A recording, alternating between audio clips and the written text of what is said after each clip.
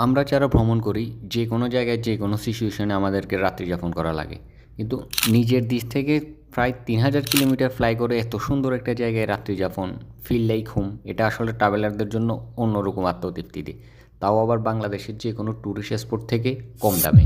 আমার last international ট্রিপে আমি গিয়েছিলাম কম্বোডিয়া, যে দেশের ভিসা নিতে আমার ব্যাংকক থেকে সময় লেগেছে মাত্র 2 ঘন্টা। বাংলাদেশি টাকায় ৬ থেকে ৮ হাজার টাকায় আপনি ব্যাংকক থেকে সে দেশের রাজধানী পনম পেন ইন্টারন্যাশনাল এয়ারপোর্ট ফ্লাই করতে পারবেন।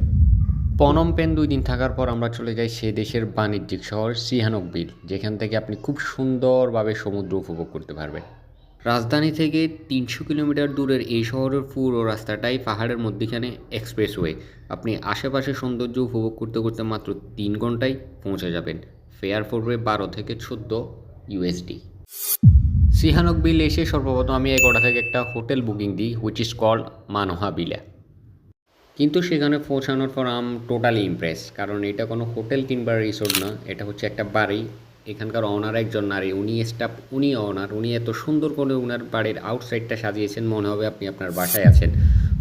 খুব সুন্দর করে সাজানো গোছানো একটা রুম, আর রুম থেকে জানালা দিয়ে বাহিরের দিকে তাকালে আপনি দেখবেন আরও সুন্দর একটা পরিবেশ। আসলে খুব রুচিসম্মত একজন মানুষের দ্বারাই সম্ভব এত সুন্দর একটা পরিবেশ তৈরি করা। This is the room here in Sihanouk Bill, state of Cambodia.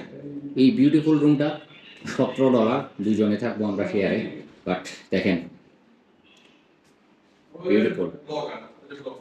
আর এ পাশে হচ্ছে এরিয়াটা একেবারে like home, feel like home, একেবারে সাজানো গোছানো, ছোট, স্পেসটাও বেশ বড়। আমার রিল সিল বানাই যাবে না, খুব সুন্দর। দিস ইজ ওয়াশরুম, এটাও বেশ বড়।